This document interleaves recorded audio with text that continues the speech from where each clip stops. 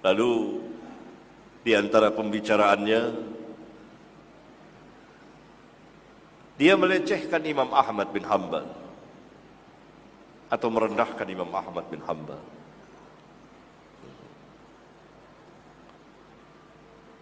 Maka saya tegur, tidak boleh merendahkan seperti itu. Tahukah antum siapa Imam Ahmad itu? Imam Ahlus Sunnah dan seterusnya. Dia katakan, iya, masyarakat kita di Indonesia ini kan hanya kenal Syafi'i. Saya jawab, mereka tidak tahu Syafi'i. Kalau mereka kenal Syafi'i, kalau mereka ngikutin Syafi'i, mereka berada dalam sunnah. Mereka hanya kenal nama, tapi tidak tahu siapa Syafi'i, apa akidahnya Syafi'i, apa amalnya Syafi'i.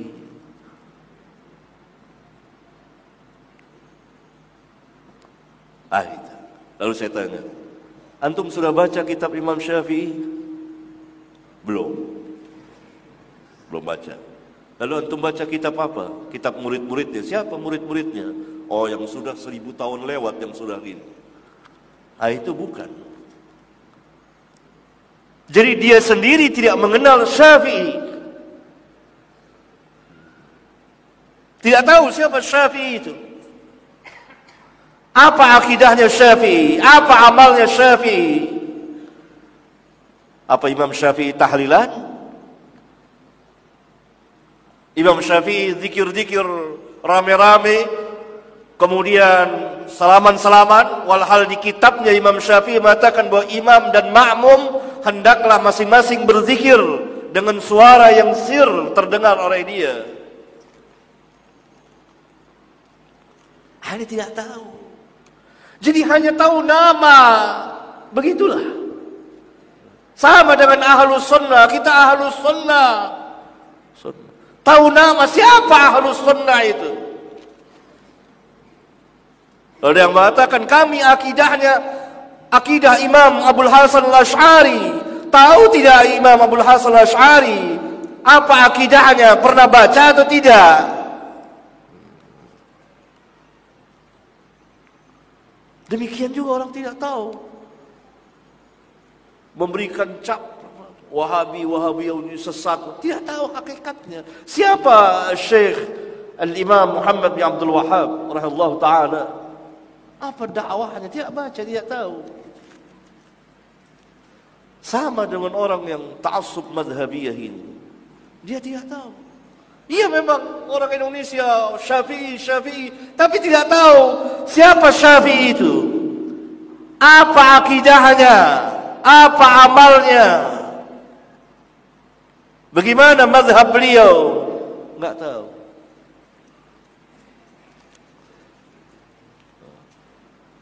Pernah baca kitab Syafi'i? Enggak pernah. Ada. Bingung saya tanya begitu. Bahkan saya pernah ketemu dengan 2 orang intelektual salah satu organisasi besar dan calon kiai.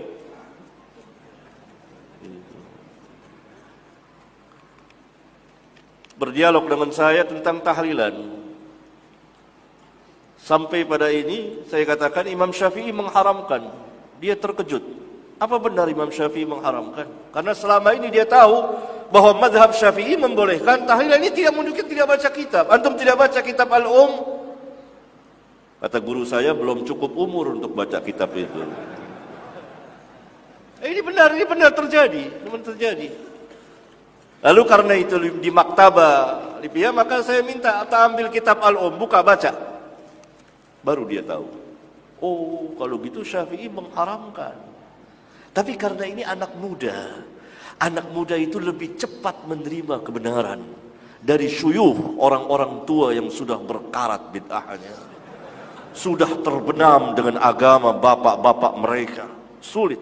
Anak muda itu salah satu keistimewaan anak muda sebagaimana dikatakan oleh Al-Hafidh Ibnu Katsir dalam menafsirkan kisah Al-Kahfi.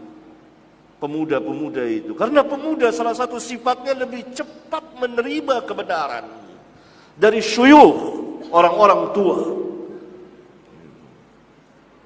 Lebih cepat. Karena itu Al-Hafidz Ibn Katsir lihat, orang-orang tua kufar Quraisy terbenam mati dalam keadaan kufur. Pemuda-pemudanya masuk Islam.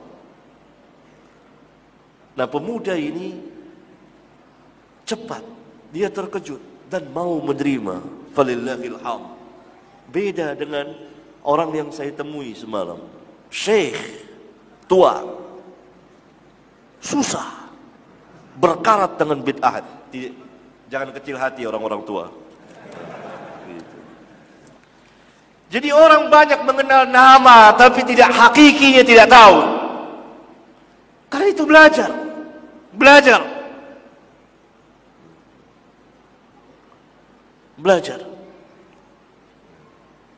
Apalagi kalau sudah dengar nama. Sudah tolak dulu. Ini nama, Ibnu Taimiyah. Ini jangan. Dia nggak baca apa isinya.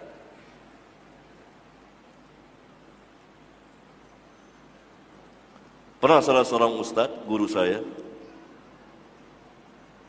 kalau temannya para kiai, dia kasih kitab Syekhul Islam Ibnu Taimiyah, tapi ditutup namanya. Namanya dihilangin, difotokopi kitabnya.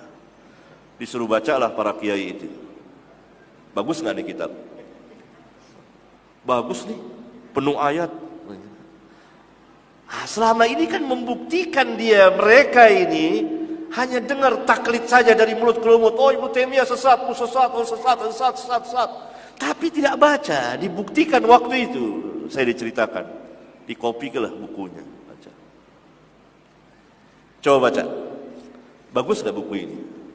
Tidak dikasih tahu siapa penulisnya. Baca. Karena mereka para kiai bisa bahasa Arab. Bagaimana? Setelah berapa waktu tanya, bagaimana? Bagus nggak? Bagus. Semuanya ayat Al-Quran, hadis, bagus. Itu dia. Berarti ketika mereka baca dan hatinya belum tidak marah dan memang betul-betul ingin belajar, Allah berikan hidayah bisa. Dan ini hakiki yang sebenarnya. Orang harus duduk dulu. Apa? Jadi orang tuduh ini salafi, wahabi, ini sesat. Dia tidak tahu dari mulut ke mulut. Duduk di majelisnya, bersoal jawab. Apa benar seperti itu? Tuduhan, fitnahan dari mulut ke mulut. Dan sanadnya dhaif, sangat lemah. Bahkan sebagian besarnya maudhu. Karena diriwayatkan oleh orang-orang pendusta, pembohong.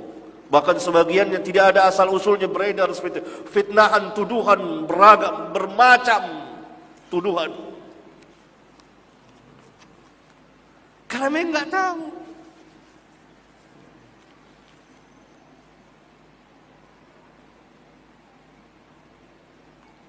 Hanya pengakuan. Seperti orang aku Indonesia, Malaysia, Brunei, madhabnya Syafi'i. Apa benar Syafi'i? Muhammad bin Idris Asy-Syafi'i Al-Qurashi, orang Quraisy, Syafi'i yang mana?